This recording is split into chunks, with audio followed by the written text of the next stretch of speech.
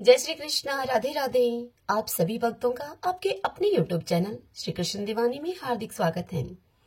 आज हम सुन रहे हैं कार्तिक मास महात्म्य अध्याय 27 की कथा। सर्वप्रथम भगवान का स्मरण करते हुए सभी बोलिए ओम नमो भगवते वासुदेवाय।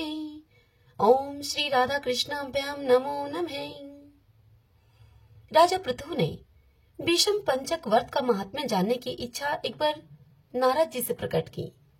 तब नारद जी राजा पृथु से बोले कि हे महाराज, यह व्रत अनादिकाल से चला आ रहा था, परंतु बीच में यह लुप्त हो गया था। इसका पुनः उदय कैसे हुआ, यह वृतांत आप सुनिए। इस युग में भगवान श्री कृष्ण ने भीष्म पितामह को यह व्रत बताया था और उन्होंने ही इसे सर्वप्रथम किया था। इसी कारण से इसका नाम भीष्म पंचक पड़ा। हे राजा पृथु, महाभारत युद्ध से पहले भगवान कृष्ण कौरवों को समझाने के लिए गए तो सर्वप्रथम वे विदुर जी के पास पहुंचे। विदुर जी ने उनका हृदय से आदर सत्कार किया। उसके बाद वे भीष्म जी के पास गए। वहां जाकर कुशल क्षेम के आदान प्रदान के पश्चात भगवान श्री कृष्ण ने अपने आगमन का कारण, अपने आगमन का संपूर्ण वृतांत भीष्म जी को बताया। तब भीष्म जी उनसे बोले कि हे श्री कृष्ण, आप मेरी कुछ उत्सुकताओं का समाधान कीजिए। आप तीनों लोगों के स्वामी होते हुए भी केवल पांडवों के दूत बनकर क्यों आए हैं, तथा पांडवों के प्रति आपका इतना प्रेम क्यों है, इसका क्या कारण है? तीनों लोग आपके वश में हैं। तब पांडवों ने ऐसा कौन सा व्रत, कौन सा जप, दान, पुण्य तथा यज्ञ आदि किया है जिसके कारण आप सदा ही पांडवों का ही पक्ष लेते हैं? तब भीष्म जी की बात सुनकर भगवान श्री कृष्ण मुस्कुराए और उनसे बोले कि हे गंगा पुत्र, यद्यपि यह गुप्त रहस्य है, फिर भी मैं आपकी उत्सुकता को शांत करूंगा। पूर्व जन्म में उन पांचों भाइयों ने एक ऐसा व्रत किया था जो कि मुझे अत्यंत प्रिय है। इसी कारण से हे गंगा पुत्र, मैं उनके वश में हूँ। यह सुनकर भीष्म जी भगवान श्री कृष्ण से बोले, हे मधुसूदन, अब तो मेरी उत्सुकता और अधिक बढ़ गई है। कृपा करके यह बताइए कि वह व्रत कौन सा है जिसके करने से आप वश में हो जाते हैं। यह सुनकर भगवान श्री कृष्ण ने भीष्म जी से कहा कि हे भीष्म जी, प्राचीन काल में उज्जैन नामक नगरी में 5 ब्राह्मण रहते थे। उनके नाम थे कवि, सुचि, दृढ़, दंत तथा हंस। वे पांचों ही ब्राह्मण सभी वेदों के ज्ञाता, युवा, रूपवान और गंधर्व विद्या में निपुण थे। सभी दिशाओं में जाकर उन्होंने अपनी गायन विद्या द्वारा खूब अधिक धन अर्जित किया। अपने भ्रमण काल के समय ही वे मथुरा नगरी के राजा सुवीर के राज्य में पहुंच गए। उनकी राज्यसभा में अपनी संगीत कला का प्रदर्शन करने की उनकी बड़ी इच्छा थी।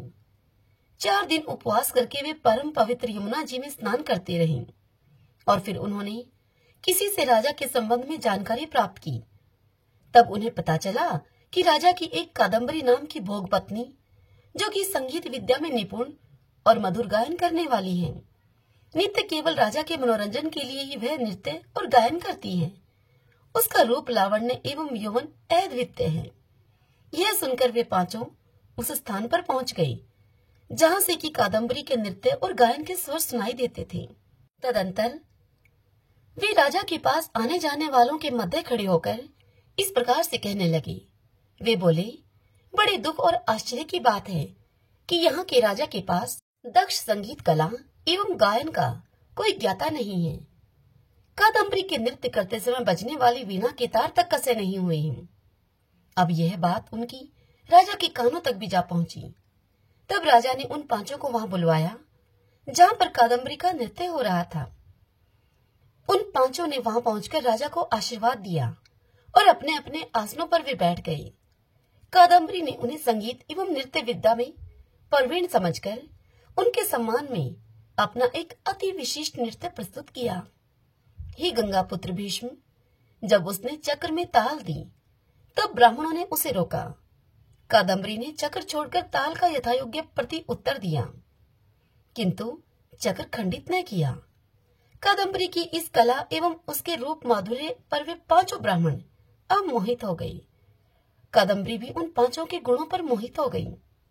उसी रात्रि उसने एक अपनी प्यारी सखी के माध्यम से उन पांचों के पास यह संदेश भेजा कि उन पांचों में से प्रतिदिन एक व्यक्ति नगर के उत्तर की ओर यमुना तट के समीप वृक्षों से घिरे हुए अनंत नामक निर्जन तीर्थ पर मेरे पास आकर अपने अपने गुणों का मेरे समक्ष प्रदर्शन करे, तब उस समय मैं भी उसे अपने राग और नृत्य का, वीणा आदि का कौशल उसे दिखलाऊंगी।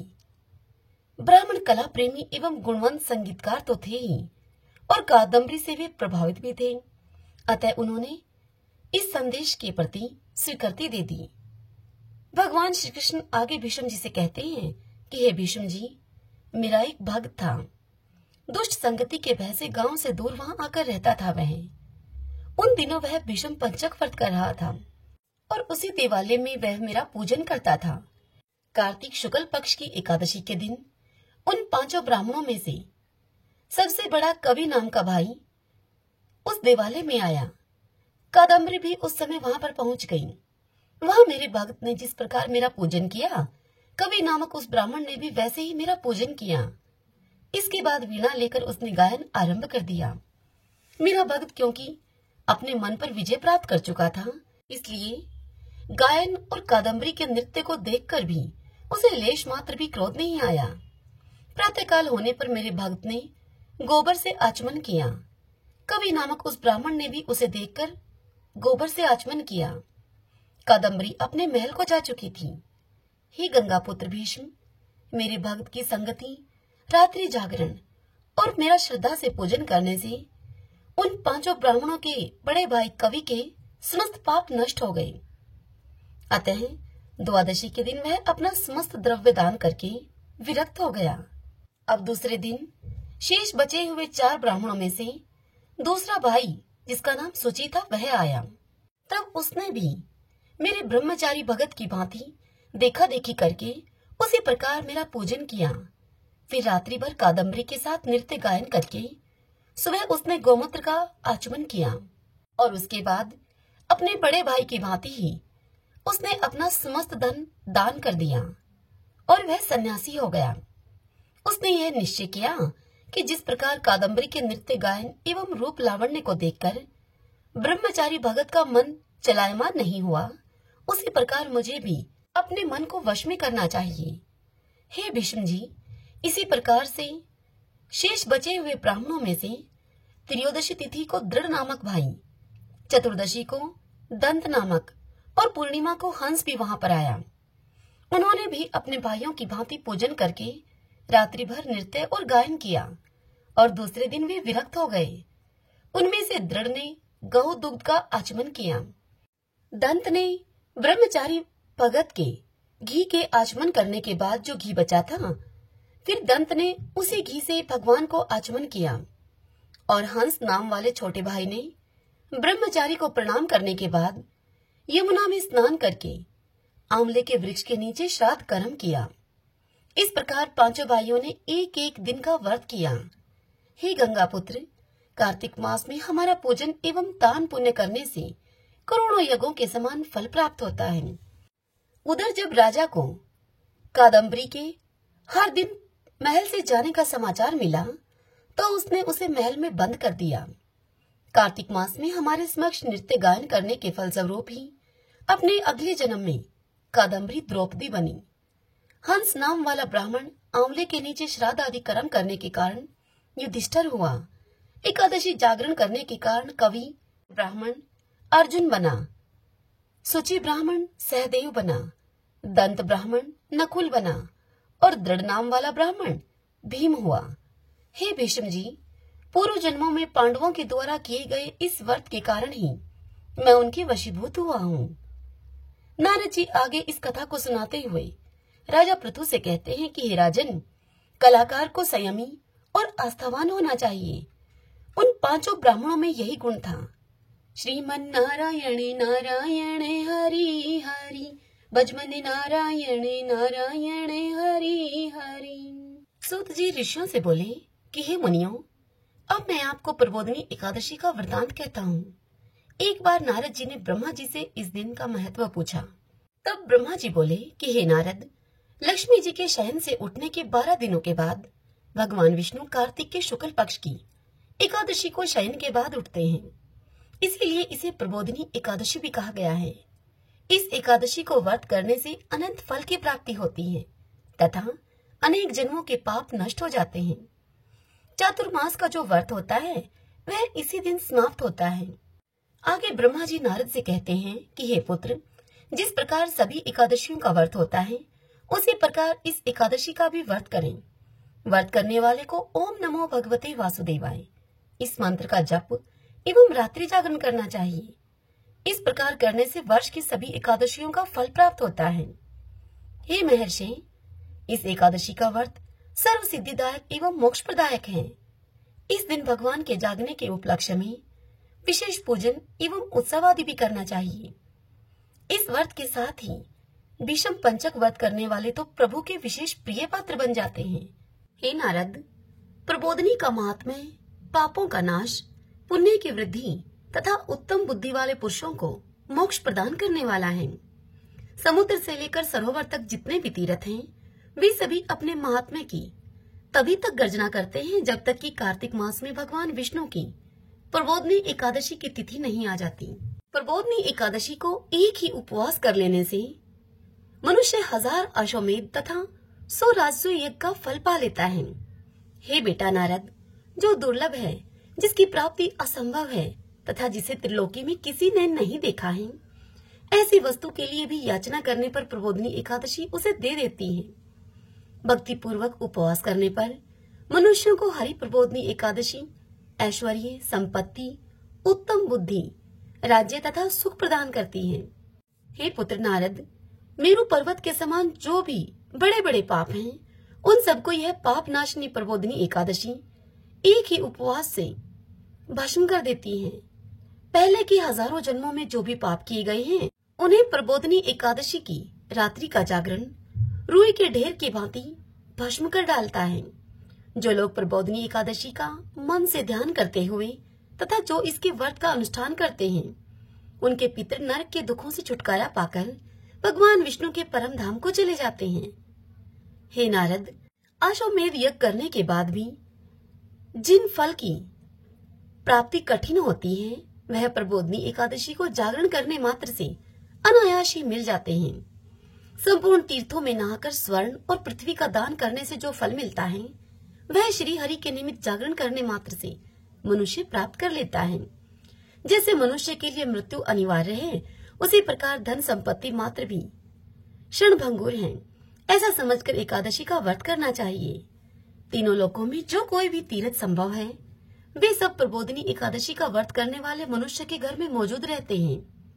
कार्तिक की हरि प्रबोधनी एकादशी पुत्र तथा पौत्र प्रदान करने वाली है। जो प्रबोधनी को उपासना करते हैं, वही ज्ञानी है, वही योगी है, वही तपस्वी और जितेंद्रिय हैं तथा उसी को भोग और मोक्ष की प्राप्ति होती है।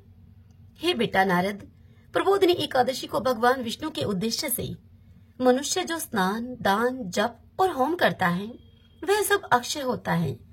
जो मनुष्य उस तिथि को उपवास करके भगवान माधव की भक्ति पूर्वक पूजा करते हैं, वे 100 जन्मों के पापों से छुटकारा पा जाते हैं। हे नारद, इस व्रत के द्वारा देवेश्वर जनार्दन को संतुष्ट करके मनुष्य संपूर्ण दिशाओं को अपने तेज से प्रकाशित करता हुआ श्री हरि के बैकुंठ धाम को जाता है। प्रबोधनी को पूजित होने पर भगवान गोविंद मनुष्यों के बचपन, जवानी और बुढ़ापे में किए हुए 100 जन्मों के पापों को, चाहे वे पाप अधिक हो या कम, उन सभी पापों को धो डालते हैं। अतः सर्वथा प्रतन करके संपूर्ण मनोवांछित फलों को देने वाले देवादिदेव जनार्दन की उपासना करनी चाहिए।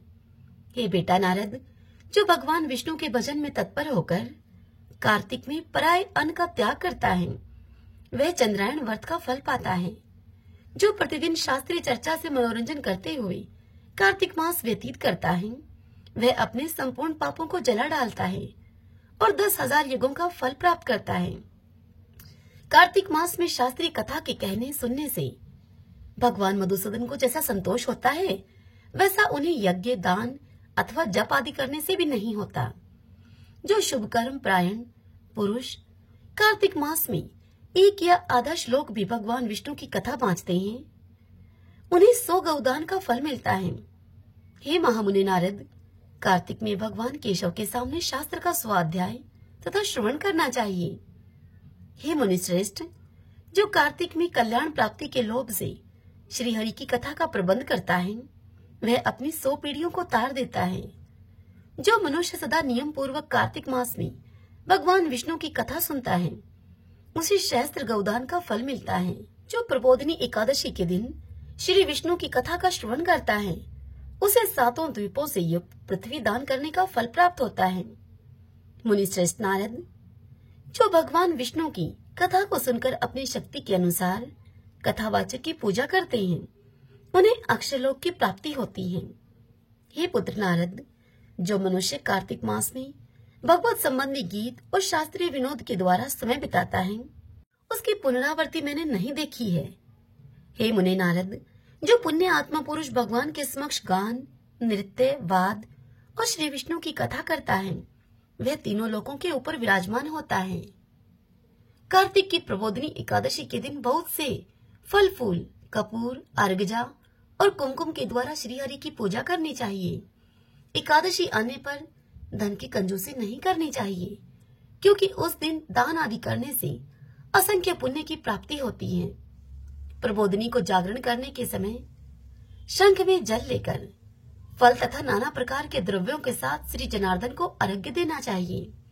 संपूर्ण तीर्थों में स्नान करने और सब प्रकार के दान देने से जो फल मिलता है, वही फल प्रबोधिनी एकादशी को करोड़ गुना होकर मिलता है। हे देवऋषि, अर्घ्य के पश्चात भोजन, आच्छादन और दक्षिणा आदि के द्वारा भगवान विष्णु की प्रसन्नता के लिए गुरु की पूजा करनी चाहिए। जो मनुष्य उस दिन श्रीमद् भागवत की कथा सुनता है अथवा पुराण का पाठ करता है, उसे एक एक अक्षर पर कपिला गौ का दान करने का फल मिलता है। हे मुनि श्रेष्ठ, कार्तिक में जो मनुष्य अपनी शक्ति के अनुसार शास्त्र में बताई गई रीति से एकादशी का पालन करता है, उसकी मुक्ति अविचल है। केतकी के एक पत्ते से भी पूजित होने पर भगवान गरुड़ ध्वज 1000 वर्ष तक अत्यंत तृप्त रहते हैं। हे देवऋषि, जो अगस्त के फूल से भगवान जनार्दन की पूजा करता है, उसके दर्शन मात्र से नरक की आग बुझ जाती है। हे वत्स, जो कार्तिक में भगवान जनार्दन को तुलसी के पत्र और पुष्प अर्पण करते हैं, उनका जन्म भर का किया हुआ सारा पाप भस्म हो जाता है। हे मुनि नारद, जो प्रतिदिन दर्शन, स्पर्श, ध्यान, नाम कीर्तन, सत्वन, अर्पण, सेचन, नित्य पूजन तथा नमस्कार के द्वारा तुलसी में 9 प्रकार की भक्ति करते हैं, वे कोटि सहस्त्र युगों तक पुण्य का विस्तार करते हैं। हे नारद, सभी प्रकार के फूलों और पत्तों को चढ़ाने से जो फल होता है, वह कार्तिक मास में तुलसी जी के एक पत्ते से मिल जाता है। कार्तिक आया हुआ देखकर प्रतिदिन नियम पूर्वक तुलसी जी के कोमल पत्तों से महाविष्णु श्री जनार्दन का पूजन करना चाहिए। 100 यज्ञों के द्वारा देवताओं का यजन करने और अनेक प्रकार के दान देने से जो पुण्य होता है, वह कार्तिक में तुलसी दल मात्र से भगवान केशव की पूजा करने पर प्राप्त हो जाता है।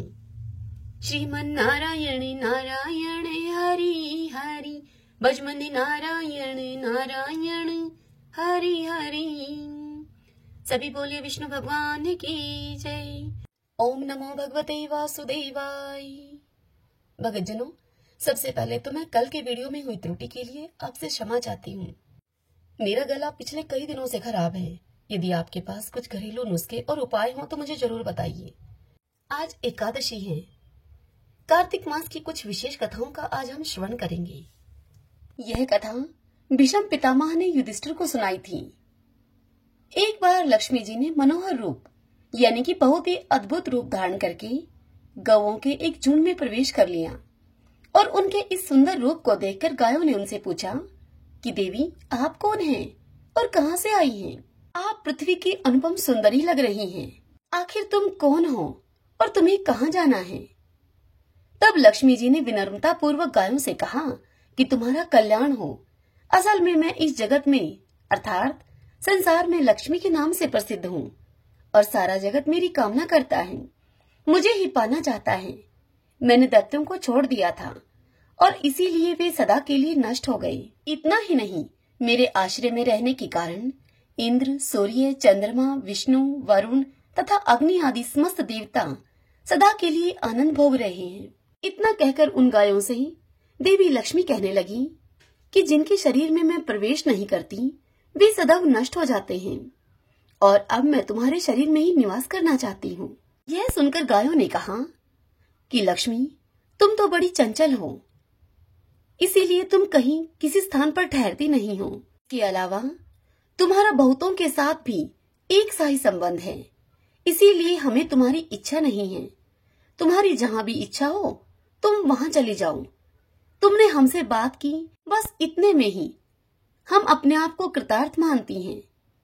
गायों के लक्ष्मी जी को ऐसा कहने पर देवी लक्ष्मी ने गायों से कहा कि ये तुम क्या कह रही हो? मैं दुर्लभ और सती हूँ, अर्थात मुझे पाना आसान नहीं है, पर फिर भी तुम मुझे स्वीकार नहीं कर रही। आखिर इसका क्या कारण है? यहाँ तक कि देवता, दानव, मनुष्य आदि सभी कठोर तपस्या करके मेरी सेवा का सौभाग्य प्राप्त करते हैं, इसीलिए तुम भी मुझे स्वीकार करो। वैसे भी इस संसार में ऐसा कोई नहीं जो मेरा अपमान करता हो। ये सब सुनकर गायों ने देवी लक्ष्मी से कहा कि हम तुम्हारा अपमान या अनादर नहीं कर रही, केवल तुम्हारा त्याग कर रही हैं, और वह भी सिर्फ इसलिए क्योंकि तुम्हारा मन बहुत चंचल है। तुम कहीं भी जमकर नहीं रहती, अर्थात एक स्थान पर तुम नहीं रुक सकती, इसीलिए अब बातचीत करने से कोई लाभ नहीं। तो तुम जहां पर भी अब जाना चाहती हो वहां चली जाओ। और इस प्रकार से गायों ने माँ लक्ष्मी का त्याग कर दिया, क्योंकि गायों को यह मालूम था कि लक्ष्मी कभी किसी के पास भी स्थिर नहीं रहती, बल्कि पूरे संसार में घूमती हैं। पर फिर भी माँ लक्ष्मी ने हार नहीं मानी और इतना सब होने के बाद भी वह गायों से वार्तालाप करती रही। अब आखिर में माँ लक्ष्मी ने कहा गायों से कि गायों, तुम दूसरों को आदर देने वाली हो, और यदि तुमने ही मुझे त्याग दिया तो सारे जगत में मेरा अनादर होने लगेगा, और इसलिए तुम मुझ पर भी अपनी कृपा करो। मैं तुमसे केवल सम्मान चाहती हूँ। तुम लोग सदा सबका कल्याण करने वाली, पवित्र और सौभाग्यवती हो। तुम तो मुझे बस आज्ञा दो कि मैं तुम्हारे शरीर के किस भाग में निवास करूं। यह सुनकर गायों ने भी अपना मन बदल लिया, और अब गायों ने देवी लक्ष्मी से कहा कि हे यशस्विनी, हमें तुम्हारा सम्मान अवश्य ही करना चाहिए, इसलिए तुम हमारे गोबर और मूत्र में निवास करो, क्योंकि हमारी ये दोनों वस्तुएं ही परम पवित्र हैं। तब माता लक्ष्मी ने गायों से कहा कि धन्यवाद, धन्य भाग मेरे, जो तुम लोगों ने मुझ पर अनुग्रह किया, यानी कि मेरे प्रति इतनी तुमने कृपा दिखाई। मैं अवश्य ऐसा ही करूंगी। मैं सदैव तुम्हारे गोबर और मूत्र में ही निवास करूंगी। हे सुखदायिनी गायों, अर्थात सुख देने वाली गायों, तुमने मेरा मान रख लिया, इसलिए तुम्हारा भी कल्याण हो। भगत जनों, यही वजह है कि गाय की इन दोनों वस्तुओं को लक्ष्मी का ही रूप समझा जाता है। भगवान के पूजन में इन दोनों वस्तुओं का इस्तेमाल किया जाता है। सभी बोलिए गौ माता की जय, देवी लक्ष्मी की जय। सूत जी मुनियों से बोले कि हे विप्रवरों, अब आप एकादशी व्रत का महात्म्य सुनिए। एकादशी का व्रत मोक्ष प्रदाता है। एकादशी चाहे शुक्ल पक्ष की हो या फिर कृष्ण पक्ष की, उस दिन अन्न नहीं खाना चाहिए। जो एकादशी को अन्न खाता है वह अपना जीवन नष्ट करता है। एकादशी व्रत के इच्छुक को चाहिए कि दसवीं और द्वादशी को भी एक ही समय भोजन करें। एकादशी व्रत का महात्म्य जानने की इच्छा एक बार राजा पृथु ने नारद जी से प्रकट की। तब नारद जी ने राजा पृथु को जो कुछ बताया वही मैं तुम्हें बताता हूँ। नारद जी राजा पृथु से बोले कि हे राजन, गंगा के समान कोई तीर्थ नहीं, माता के समान कोई गुरु नहीं, विष्णु के समान कोई देव नहीं, और अन्न न खाने के समान कोई तपस्या नहीं। शांति के समान संसार में कोई सुख नहीं, सत्य के समान कोई ज्योति नहीं, और कार्तिक के समान मास नहीं है। ज्ञान से बड़ा कोई लाभ नहीं, और एकादशी के समान दूसरा अन्य कोई व्रत नहीं। व्रत करने वाले को चाहिए कि प्रातः काल उठकर भगवान का पूजन करें, पुराणों की कथा सुने और रात्रि में जागरण करें। अब आप इस संबंध में एक प्राचीन कथा है, वह कहता हूँ, उसे सुनिए। हे राजन, नर्मदा नदी के तट पर गालो मुनि का एक बड़ा ही शोभायुक्त और मनोरम आश्रम था। उनका पुत्र भद्रशील भगवान विष्णु का परम भक्त था। भद्रशील अपने मित्रों के साथ भगवान की मूर्ति बनाकर उनकी पूजा किया करता था। उसके मित्र भी भगवान की पूजा करते थे। तत्पश्चात वह उन्हें उपदेश देता था कि वे एकादशी का व्रत भी करें। अपने पुत्र के उस चरित्र को देखकर एक बार गालो मुनि ने उससे स्नेहपूर्वक पूछा कि हे पुत्र, तुम हर समय भगवान विष्णु की पूजा अर्चना में लगे रहते हो तथा दूसरों को भी इसके लिए तुम प्रेरित करते हो। यह उपदेश तुम्हें किसने दिया? यह सुनकर बदरशील ने सर्वप्रथम अपने पिता को नमन किया और फिर श्रद्धायुक्त होकर उससे कहा कि हे पिताश्री, मैं आपको अपने पूर्व जन्म का वृत्तांत बताता हूँ। मैं पूर्व जन्म में चंद्रवंश में धर्म कीर्ति नामक एक राजा था। मैंने दत्तात्रेय जी से शिक्षा ली थी। उस जन्म में मैंने 1000 वर्षों तक शासन किया, किंतु जीवन के उत्तरार्ध में दुर्भाग्यवश मैं बुरी संगत में पड़ गया। वेद मार्ग को छोड़कर मैं पाखंड के मार्ग पर चल पड़ा। जब मेरा आचरण बिगड़ा तो मेरी प्रजा का आचरण बिगड़ते भी देर न लगी। एक दिन की बात है, मैं शिकार खेलने के लिए वन में चला गया। उस दिन मैं भूखा प्यासा ही रहा।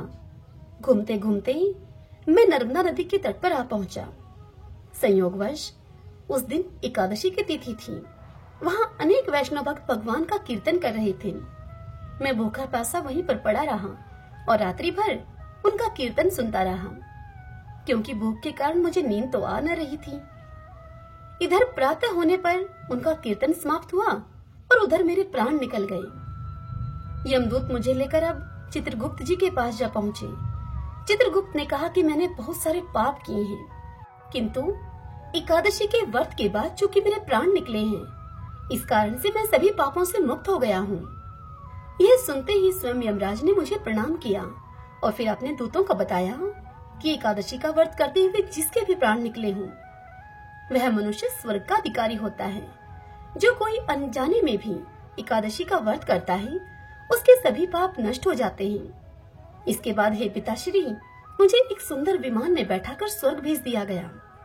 उसके बाद हजारों वर्षों तक इंद्रलोक और विष्णुलोक में निवास करने के बाद अब मैंने आपके यहाँ जन्म लिया है। नारद जी इतनी कथा सुनाकर राजा पृथु से कहते हैं कि हे राजन, एकादशी व्रत की महिमा तो अपार है। जो भी श्रद्धा भक्ति से इस कथा को पढ़ता है अथवा सुनता है, उसके समस्त पाप नष्ट हो जाते हैं और सब सुख भोग कर वह अंत काल में वैकुंठ का अधिकारी होता है।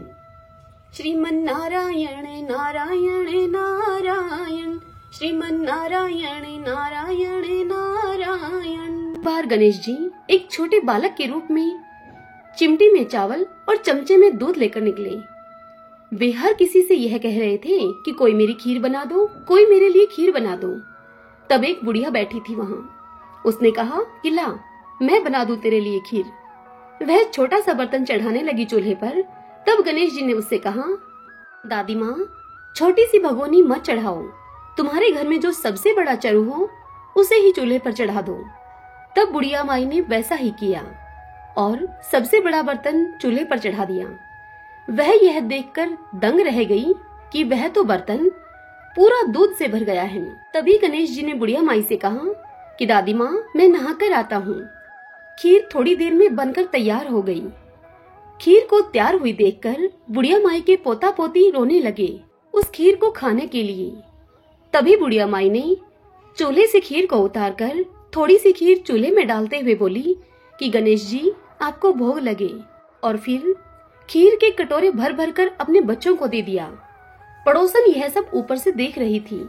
उसे देखकर बुढ़िया माई ने यह सोचा कि कहीं यह पड़ोसन इस बात की चुगली न खा जाए, इसलिए बुढ़िया माई ने एक कटोरा भरकर खीर उसको भी पकड़ा दी। तत्पश्चात बुढ़िया माई के बेटे की बहू ने चुपके से एक कटोरा खीर खाई और उस झूठी कटोरी को चक्की के नीचे सरका दिया। अब तक भी गणेश जी नहीं आए थे। बुढ़िया को बहुत भूख लग रही थी। एक कटोरा खीर का भरकर किवाड़ के पीछे बैठकर एक बार बुढ़िया माई ने फिर से कहा, जय गणेश जी, और फिर बुढ़िया माई ने वह खीर खानी शुरू कर दी। तभी वहां पर गणेश जी आ गए। तब उनसे बुढ़िया माई ने कहा कि आजा रे गणेशिया, खीर खा ले, मैं तो तेरी ही राह देख रही थी अभी तक। तब गणेश जी ने कहा कि दादी माँ, मैंने तो खीर खा ली। तब बुढ़िया माई ने अचंभे से उनसे कहा कि कब खाई? तब गणेश जी बोले कि जब तेरे पोता पोती ने खाई तभी खाई, जब तेरी पड़ोसन ने खाई तब खाई, जब तेरी बहू ने खाई तब खाई, और जब तूने खाई तो पेट मेरा पूरा ही भर गया। यह सुनकर बुढ़िया माई ने कहा कि बेटा, और सारी बात तो सच है, पर बहू बेचारी का तू क्यों नाम लेता है? वह तो बेचारी सुबह से काम में लगी हुई है, उसने खीर कब खाई? तब गणेश जी ने बुढ़िया माई से कहा, चक्की के नीचे देख, जूठा कटोरा पड़ा है। तुमने जब खीर खाई तो मुझे भोग लगाया, पर उसने कोई भोग नहीं लगाया, वो तो वैसे ही खा गई। यह सुनकर बुढ़िया माई ने गणेश जी से कहा कि बेटा, घर की बात है, घर में ही रहने दो, बता बची हुई खीर का क्या करूं? तब गणेश जी ने उनसे कहा कि नगरी को जिमा दो। लोगों को न्योता दिया तो सब हंसने लगे और बोले कि कल तक तो खाने का पता नहीं था, आज यह नगरी को जिमाएंगे। फिर भी लोग आए और ठाठ से जिमे। नगरी पूरी उन्होंने खीर से जिमा दी। तब भी चरू अर्थात खीर का पतीला पूरा ही भरा था। राजा को जब यह पता लगा तो बुढ़िया को उसने बुलवाया और उससे कहा कि क्यों बुढ़िया, ऐसा चरू तेरे घर अच्छा लगे या हमारे घर? तब बुढ़िया ने उनसे कहा कि राजा जी, उसे आप ले लो। राजा जी ने खीर का चरू महल में मंगवा लिया। लाते ही खीर में कीड़े मकोड़े, बिच्छू और कंछले हो गए और उस खीर से दुर्गंध आने लगी। अब तब राजा जी ने बुढ़िया माई से कहा कि बुढ़िया माई, अपना चरू वापस ले जा, जा तुझे हमने दिया ये। तब बुढ़िया ने कहा कि राजा जी, आप देते तो पहले भी कभी देते, यह चरा तो मुझे मेरे गणेश जी ने दिया है। बुढ़िया ने चरा वापस लिया, लेते ही सुगंधित खीर हो गई। घर आकर बुढ़िया ने गणेश जी से पूछा कि बची हुई खीर का मैं क्या करूं? तब गणेश जी ने बुढ़िया माई से कहा कि झोपड़े के कोने में खड्डा खोदकर तुम उसे गाड़ दो, उसी जगह सुबह उठकर वापस खोदोगी तो तुम्हें धन के 2 चरे मिलेंगे। ऐसा कहकर गणेश जी अंतर्ध्यान हो गए। जाते समय झोपड़ी के लात मारते गए और झोपड़ी के स्थान पर बुढ़िया माई का महल हो गया। बहू जब सुबह उठी तो उसने फावड़ा लेकर पूरे घर को खोद दिया, परंतु उसे कुछ भी नहीं मिला। बहू ने कहा कि सासू जी, थारो गणेश जी तो झूठो है। सास ने कहा कि बहू, मारो गणेश जी झूठो तो नहीं है, ला मैं देखती हूँ। वह सुई लेकर खोदने लगी तो टन टन करते 2 धन के चरे निकल आए। बहू ने कहा कि सासू जी, गणेश जी तो साचे ही हैं। सास ने कहा कि गणेश जी तो भावना के भूखे हैं। हे मेरे गणेश जी, जैसा तुमने बुढ़िया माई को दिया वैसा सबको देना। कहानी कहने वाले, हुंकारा भरने वाले, कहानी सुनने वाले सभी को देना। सब बोलिए विनायक जी महाराज की जय। वैशाख स्नान की दूसरी कथा। एक बुढ़िया थी, उसने शालिग्राम जी की सेवा ले रखी थी। कार्तिक मास में वो पुष्कर स्नान का विचार करके अपनी पड़ोसन के घर जाकर उससे बोली कि मैं पुष्कर जा रही हूँ, तू मेरे शालिग्राम जी को अपने पास रख ले। तब पड़ोसन बोली कि मुझे तो सेवा पूजा आती नहीं, बताओ कैसे पूजा करूंगी मैं उनकी। तब वह बुढ़िया बोली, सवेरे इनको उठाना, नदी से लोटा भरकर पानी लाना, इस समय बगीचे से पुष्प और तुलसी लेकर आना, भगवान को जल और कच्चे दूध से नहलाना, चंदन लगाकर पुष्प चढ़ाना, तुलसी जी चढ़ाना, दूध का भोग लगाना, दोपहर को रसोई जो भी बने उसका भोग लगाना, शाम को दिया जलाना, ऐसे पूजा करना मेरे शालिग्राम जी की। और इस प्रकार वह पड़ोसन को सारी बात समझाकर पुष्कर स्नान करने के लिए चली गई। पड़ोसन ने बुढ़िया के कहे अनुसार वैसा ही किया, पर भगवान की थाली से भगवान जीमते ही नहीं थे, दूध पिया ही नहीं। यह देखकर वो चिंता में पड़ी और बोली कि भगवान, आपकी मालकिन आएगी तो वो कहेगी कि मेरे भगवान को दुबला पतला कर दिया तुमने, अभी उसको आने में 1 महीना है। और फिर कहने लगी कि आप जीम ले तो मैं भी जीम लूं। शालिग्राम जी से इतनी बात कहकर वह अपने घर के कामों में लग गई। वह काम छोड़ छोड़कर बीच बीच में आकर शालिग्राम जी को देखती कि भगवान जी में है या नहीं। अब सुबह से शाम हो गई, भगवान ने भोजन नहीं जीमा तो वह भी भूखी ही बैठी रही। तब भगवान ने सोचा कि अब तो इसे दर्शन देने ही पड़ेंगे। छोटा सा मोर मुकुट, पीताम्बरधारी रूप लेकर पाटे पर बैठकर गाय का दूध पी लिया और जीम लिए। अब रोज ऐसा ही होता रहा। एक दिन भगवान ने कहा कि मैं गाय चरा लाऊं। उनसे पड़ोसन कहने लगी कि थोड़े दिन तो रहोगे, क्यों जाते हो? पर भगवान नहीं माने। हाथ में सोने की लाठी, कंधे पर हीरे मोती का पीताम्बर डालकर गाय को चराने के लिए जाते। महीना अब इसी प्रकार बीत गया। बुढ़िया अब अपने घर पर वापस आई। स्नान ध्यान से निमटकर सोचा कि शालिग्राम जी को अब मैं लेकर आती हूँ, और वह यह सोचकर पड़ोसन के घर आई। पड़ोसन बोली कि शालिग्राम जी शाम को आएंगे, तब लेकर जाना। बुढ़िया शालिग्राम जी के लिए जिद करने लगी और अब उन दोनों में झगड़ा हो गया। वहाँ बहुत से लोग इकट्ठे हो गए। तब पड़ोसन बोली कि बुढ़िया को समझाओ कि जैसे इसने 1 महीना निकाला वैसे ही शाम तक और सब्र करे। किंतु बुढ़िया माई धरना देकर वहाँ बैठ गई। अब संध्या हुई तो भगवान गाय चराकर अपने घर आए। गायों को उनके स्थान पर छोड़कर भगवान मंदिर में विराज गए। यह देखकर पड़ोसन बुढ़िया से बोली कि ले जाओ तुम्हारे भगवान, और भगवान से बोली कि भगवान बुढ़िया को रूप दिखा दो, नहीं तो मेरे प्रति ये अविश्वास करेगी। यह सुनकर भगवान ने मोर मुकुट पीताम्बरधारी हाथ में सोने की लाठी लेकर बुढ़िया माँ को दर्शन दिया। हे मेरे शालिग्राम भगवान, जैसे आपने अपने भोले भक्तों को दर्शन दिए, वैसे ही आपकी भक्ति करने वाले सभी को आप दर्शन देना। वैशाख स्नान की तीसरी कथा। प्राचीन काल में एक लड़की का जन्म राक्षस कुल में हुआ, जिसका नाम वृंदा था। दैत्यराज कालनेमी जैसे राक्षस परिवार में पैदा होने के बाद भी वृंदा भगवान विष्णु की पूजा किया करती थी। जब वृंदा बड़ी हुई तो उसकी शादी जालंधर नामक दैत्य से हो गई। जालंधर काफी शक्तिशाली राक्षस था, जिसका जन्म भगवान शिव के तेज के कारण समुद्र से हुआ था। बलवान होने के कारण जालंधर को दैत्यों का राजा बनाया गया। वृंदा से शादी करने के बाद जालंधर की शक्ति और पराक्रम बढ़ता ही गया। उसे किसी भी तरह से हराना मुश्किल था। जालंधर के बढ़ते अहंकार और आतंक से सभी देवता परेशान थे। जालंधर की बढ़ती हुई ताकत के पीछे उसकी पत्नी वृंदा की विष्णु भक्ति और सतीत्व था। होते होते जालंधर अपनी शक्ति और अहंकार में चूर होकर स्वर्ग की देवियों पर काबू पाने की कोशिश करने लगा। अब इसी दौरान एक बार उसने माता लक्ष्मी को पाने का प्रयास किया, परंतु समुद्र से जन्म लेने के कारण माता लक्ष्मी ने उसे अपना भाई बना लिया। फिर उसकी नजर माता पार्वती पर गई और उन्हें पाने के लिए जालंधर ने मायाजाल रचा। अपने मायाजाल से जालंधर ने शिव का रूप धारण किया और माता पार्वती के करीब जाने की कोशिश करने लगा। उसी वक्त माँ पार्वती ने उसे पहचान लिया और जब तक जालंधर कुछ समझ पाता वो अदृश्य हो गई। जालंधर के इस दुर्व्यवहार से पार्वती जी को काफी गुस्सा आया और इस पूरी घटना के बारे में उन्होंने भगवान विष्णु को बताया। इधर जालंधर भगवान शिव से पार्वती जी को पाने के लिए कैलाश पर्वत पर युद्ध कर रहा था। तभी भगवान विष्णु ने जालंधर को सबक सिखाने की ठानी। सभी को पता था कि जालंधर अपनी पत्नी के पूजा पाठ और सतीत्व की वजह से ही अजय हुआ है।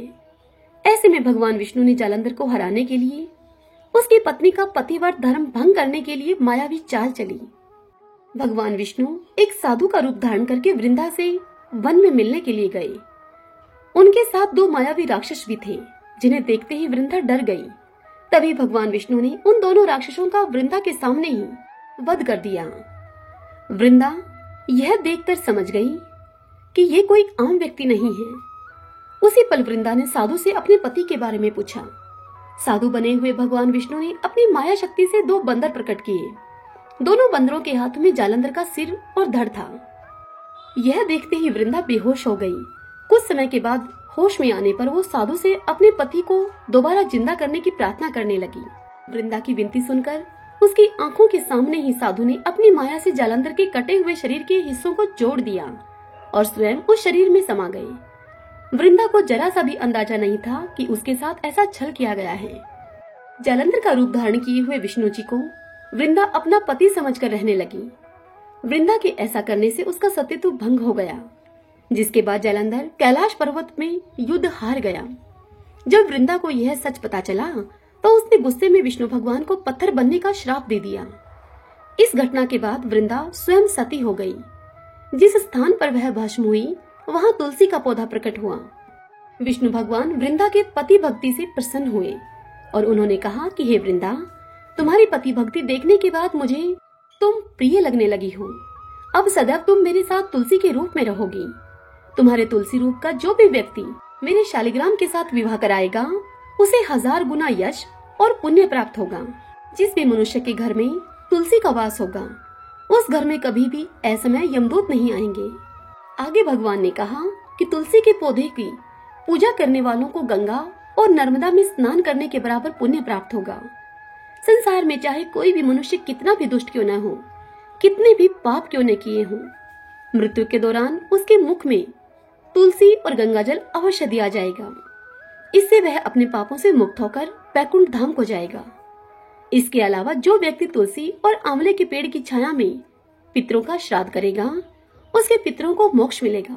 सभी बोलिए तुलसी माता की जय। जय जय तुलसी भगवती सत्यवती सुखदानी, नमो नमो हरि प्रियसी श्री विंदा गुण खानी। जय नंदनी जग पूजिता विश्व पावनी देवी, जयति पुष्प शराशुर भी देहु अमर वर अम्ब। श्री हरि शीश विराजनी देहु अमर वर अम्ब, जनहित ही वृंदावनी अब जन कर हूँ विलंब। धन्य धन्य श्री तुलसी माता, महिमा आगम सदा श्रुति गाता। हरि के प्राण हूँ से तुम प्यारी, हर ही हेतु किन हो तप भारी। जब प्रसन्न हव दर्शन दीनो, तब कर जोरी विनय अस कीनो। हे भगवन कंत मम हो, दीन जानी जनि छाड़हु छोहु। सुनी लक्ष्मी तुलसी की बानी, दिन हो शाप क्रोध पर आनी।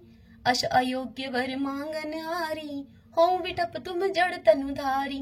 सुनी तुलसी शाप यो तेहि ठामा, करहु बास तू नीचन धामा। दियो वचन हरि तब तत्काला, सुनो सुमुखी जनि हो बिहाला। समय पाई हो पति तोरा, पूज हो सास बचन सत मोरा। तब गोकुल में गोप सुदामा, तासु भई तुलसी तू बामा। कृष्ण रास लीला की माई, राधे शकियो प्रेम लखिनाई। दिया शाप तुलसी तत्काला, नर लोक ही तुम जन्म हूँ बाला। भयो गोप वह दान विराजा, शंख चूड़ नामक सिर ताजा। तुलसी भई ताशु की नारी, परम सती गुण रूप अगारी। असुध्वा कल्प गीत जब गयऊ, कल्प तृतीय जन्म तब भयऊ। वृंदा नाम भयो तुलसी को, असुर जलंधर नाम पति को। करि अति द्वंद अतुल्य बल धामा, वीणा शंकर से संग्रामा। जब नित सन्न सहित शिवहारी, मरही न तब हर हर ही पुकारी। पतिव्रता वृंदा थी नारी, कौन सके बतही गहारी। तब जलंधर ही वेश बनाई, वृंदा डिग हरि पहुँचयो जाई। शिव हित लहि करि कपट प्रसंगा, कियो सतीव धर्म ते ही भंगा। भयो जलंधर कर संहारा, सुनि वृंदा उर शोक अपारा। तेहि क्षण दियो कपट हरि टारी, लख वृंदा दुख गिरा उचारी। जलंधर ही जस हत्यो अभीता, सोई रावण हव हरहि सीता। अस प्रसर सम हृदय तुम्हारा, धर्म खंडी मम पति सहारा। यही कारण लही शाप हमारा, होवे तनु पाषाण तुम्हारा। सुनि हरि तुरत ही वचन उचारे, दियो शाप तुम बिना विचारे। लखियो न नित कर तूति पति को, चलन चयो जब पार्वती को। जड़मति तू अस हो चढ़ रूपा, जग में तुलसी विटप अनूपा।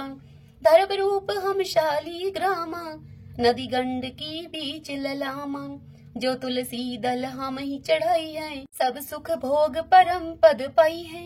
बिन तुलसी हरि जलत शरीरा, अतिशय उठत शीश उर पीरा। जो तुलसी दल हरि शिव धारत, जो सहस्र घट अमृत डारत। तुलसी हरि मन रंजन हारी, रोग दोष दुख भंजन हारी। प्रेम सहित हरि भजन निरंतर, तुलसी राधा में नहीं अंतर। सभी बोलिए तुलसी माता की जय। अब हम तुलसी माता और कार्तिक भगवान की आरती करते हैं। जय जय तुलसी माता, जय जय तुलसी माता। सब जग की सुखदाता वरदाता, जय जय तुलसी माता। सब योगों के ऊपर, सब रोगों के ऊपर, रुज से रक्षा करके भवत्राता, जय जय तुलसी माता। बटुपुत्री हे श्यामा, सुरबलि हे ग्राम्या। विष्णु प्रिय जो तुमको सेवे, सो नर तर जाता, जय जय तुलसी माता। हरि के शीश विराजत त्रिभुवन से हो वंदित, पतित जनों की तारिणी विख्याता। जय जय तुलसी माता। लेकर जन्म विजन में आई दिव्य भवन में, मानव लोक तुम्ही से सुख संपत्ति पाता। जय जय तुलसी माता। हरि को तुम अति प्यारी, श्याम वरण कुमारी, प्रेम अजब है उनको तुमसे कैसा नाता। जय जय तुलसी माता। जय जय तुलसी माता। आरती उतारूं मारा कार्तिक भगवान की, आरती उतारूं मारा कार्तिक भगवान की। ठाकुर जी की सेवा में मैं राम नाम बोलती, ठाकुर जी की सेवा में मैं राम नाम बोलती। गाय की सेवा में मारे गोबर पानी बाड़ा में, गाय की सेवा में मारे गोबर पानी बाड़ा में। तुलसी जी की सेवा में मारे तुलसी फल फूले आंगन में, तुलसी जी की सेवा में मारे तुलसी फल फूले आंगन में। आरती उतारूं मारा कार्तिक भगवान की, आरती उतारूं मारा कार्तिक भगवान की। ठाकुर जी की सेवा में मैं गंगा जल से नहावती, ठाकुर जी की सेवा में मैं गंगा जल से नहावती। गाय की सेवा में मारे दूध दही पी लोना में, गाय की सेवा में मारे दूध दही भी लोना में। तुलसी जी की सेवा में मारे बरकत है घर आंगन में, तुलसी जी की सेवा में मारे बरकत है घर आंगन में।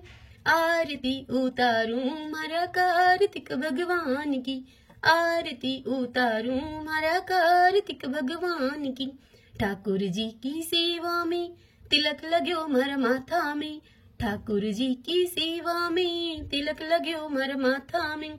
गाय की सेवा में मारे घी धरो से गिलड़ी में, गाय की सेवा में मारे घी धरो से गिलड़ी में। तुलसी जी की सेवा में मारा दीवा बाती क्यारा में, तुलसी जी की सेवा में मारे दीवा बाती क्यारा में। आरती उतारूं मारा कार्तिक भगवान की, आरती उतारूं मारा कार्तिक भगवान की। ठाकुर जी की सेवा में माखन मिश्री दोना में, ठाकुर जी की सेवा में माखन मिश्री दोना में। गाय की सेवा में मारे छाछ राबड़ी थाली में, गाय की सेवा में मारे छाछ राबड़ी थाली में। तुलसी जी की सेवा में मारे अखंड सुहाग साथ में, तुलसी जी की सेवा में मारे अखंड सुहाग साथ में। आरती उतारूं मारा कार्तिक भगवान की, आरती उतारूं मारा कार्तिक भगवान की। ठाकुर जी की सेवा में नित उठ मंदिर जावती, ठाकुर जी की सेवा में मैं नित उठ मंदिर जावती। गाय की सेवा में मारे नित उठ बुहारी लगावती, गाय की सेवा में मैं नित उठ के बुहारी लगावती। तुलसी जी की सेवा में मैं नित जल सींचूं क्यारा में, तुलसी जी की सेवा में मैं नित जल सींचूं क्यारा में। आरती उतारूं मारा कार्तिक भगवान की, आरती उतारूं मारा कार्तिक भगवान की। ठाकुर जी की सेवा में सखियों का संग है मंदिर में, ठाकुर जी की सेवा में नित सखियों का संग है मंदिर में। गाय की सेवा में मारे साथ ग्वाला आंगन में, गाय की सेवा में मारे साथ ग्वाला आंगन में। तुलसी जी की सेवा में मारा घर वाला मारे साथ में, तुलसी जी की सेवा में मारा घर वाला मारे साथ में। आरती उतारूं मारा कार्तिक भगवान की, आरती उतारूं मारा कार्तिक भगवान की। ठाकुर जी की सेवा में मैं तुलसी माला फेरती, ठाकुर जी की सेवा में मैं तुलसी माला फेरती। गाय की सेवा में मारे गले गलसरी सोना की, गाय की सेवा में मारे गले गल श्री सोना की। तुलसी जी की सेवा में मारे सिर पर चूंदड़ लाल है। तुलसी जी की सेवा में मारे सिर पर चुंदड़ी लाल है। आरती उतारूं मारा कार्तिक भगवान की। आरती उतारूं मारा कार्तिक भगवान की। ठाकुर जी की सेवा में मैं बैकुंठा में जावती। ठाकुर जी की सेवा में मैं बैकुंठा में जावती। गाय की सेवा में मैं पापों से मुक्ति पावती। गाय की सेवा में मैं पापों से मुक्ति पावती। तुलसी जी की सेवा में मैं सातों जन्म सुख पावती। तुलसी जी की सेवा में मैं सातों जन्म सुख पावती। आरती उतारूं मारा कार्तिक भगवान की। आरती उतारूं मारा कार्तिक भगवान की। सभी बोलिए कार्तिक भगवान की जय।